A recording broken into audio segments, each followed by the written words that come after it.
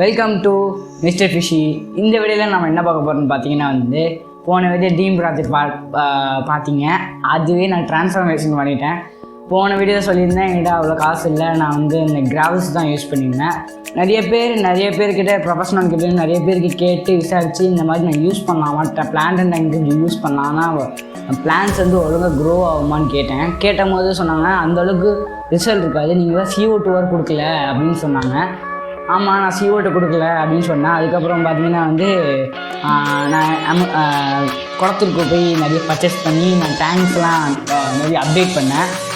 Gravels பார்த்தீங்கன்னா கீழே கல் போட்டிருந்தோம்ல, ஒரே ஒரு லேயர் கொடுத்தோம்னா அந்தளவுக்கு வளர்ச்சி இருக்காது. நீங்கள் ஃபுல்லாகவே அதாக கொடுக்கணும். நீங்கள் நல்லா காஸ்ட்லியாக கொடுத்து வாங்கிக்கோங்க. நான் ஒரு சீப்பாக தான் வாங்கினேன். நான் ஃபஸ்ட்டு ட்ரை பண்ணி பார்ப்போம், அதுக்கப்புறம் கொஞ்சம் அப்டேட் பண்ணேன். நான் அக்வாரியம் சாயில் இருக்குல்ல, அதுதான் பிளானட் யூஸ் பண்ணுவாங்க, அந்த சாயில் தான் வாங்கினேன். டிஃப்ரூட் வாங்கினேன். அதுக்கப்புறம் பார்த்தீங்கன்னா ஜாவா மாஸ்ன்னு சொல்லிட்டு செடி, இது நீங்கள் டிஃப்ரூட்டில் கட்டி விட்டிங்கன்னா பார்த்தீங்கன்னா அப்படியே மரம் மாதிரி வளர்ந்துடும் ஃபுல்லாகவே. நீங்கள் அதை மெயின்டைன் பண்ணி பொறுத்த வரைக்கும் இருக்குது. அதுக்கப்புறம் ஒரு புல் மாதிரி இருந்துச்சு, அது எனக்கு பேர் ஒழுங்காக தெரியல எனக்கு.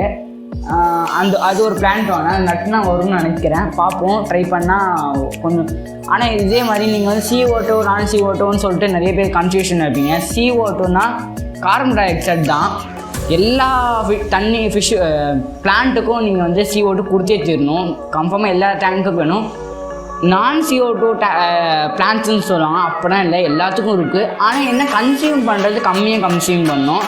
அதனால் பார்த்து விசாரிச்சு வாங்க. நான் நிறைய கார்பெட் பிளான்ட்டோட இதெல்லாம் பார்த்தேன், கேட்டு நிறைய இடத்து கடையிலேருந்து கேட்டேன். இந்த மாதிரி நான் என்கிட்ட CO2 நான் சப்ளிமெண்ட்ஸ் கொடுக்கல, அது இல்லாத ஏதாச்சும் பிளான்ட்டு காட்டிங்கன்னு சொல்லி காட்டினேன். நான் ஜாவா மாஸ் கொஞ்சம் சர்வேவும் நான் நிறைய இதுன்னு பார்த்துருக்கேன். ஜாவா மாஸ் யூஸ் பண்ணலாம். அதே மாதிரி அந்த பிளான்ட்டும் நீங்கள் CO2 தேவைப்படாதுன்னு சொன்னாங்க. நான் ஒரு டேங்க் பார்த்தேன், சூப்பராக செட் பண்ணியிருந்தாங்க. சரி, நானும் அந்த மாதிரி ட்ரை பண்ணேன். சரி, இப்போ செட் பண்ண போல பார்க்க போகிறோம். இந்த ஃபுல்லாகவே நான் கிராவல்ஸ் எடுத்து நான் ரீப்ளேஸ்மெண்ட் பண்ணி திரும்பியும் நான் வேறு கிராவல்ஸ் வாங்கினேன்னு சொன்னேன்ல. போனால அதான் கஷ்டப்பட்டு நான் நல்லா தேடி கண்டிப்பாக வாங்கிட்டேன். ரொம்ப காசு கொடுத்து வாங்கியிருக்கேன். இதை 4 kg வாங்கியிருக்கேன். இது போதும்னு நினைக்கிறேன், பார்ப்போம். சரி, வாங்க வீடியோக்குள்ளே போகலாம்.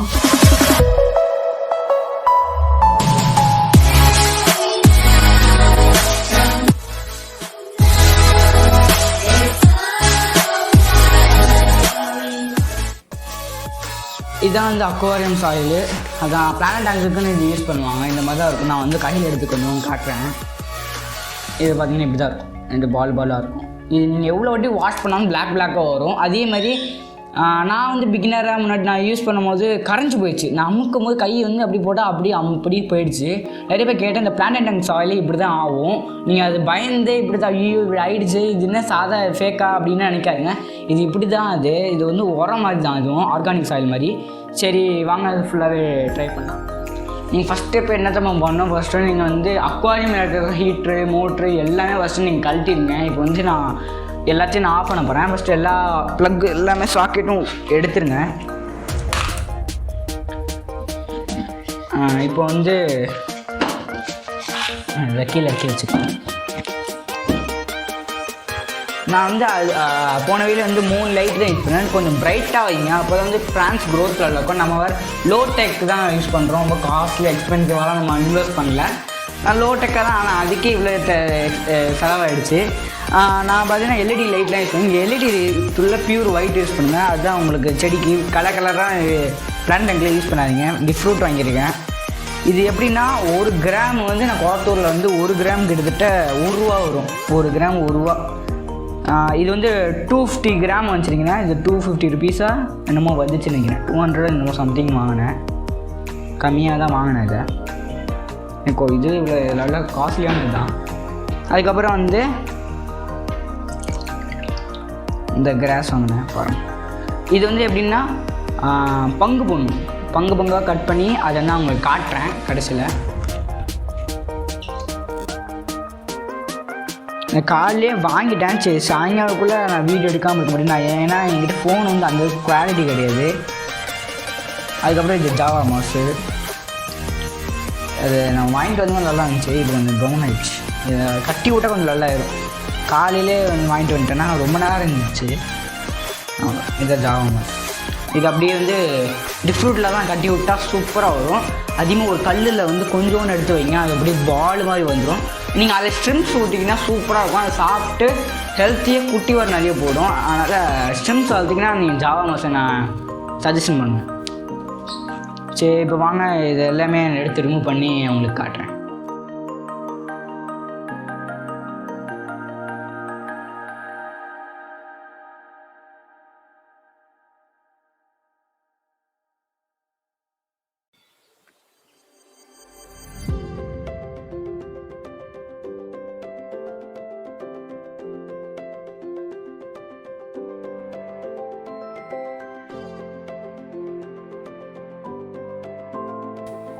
இப்போ பார்த்தீங்கன்னா வந்து தொட்டியை ஃபுல்லாகவே க்ளீன்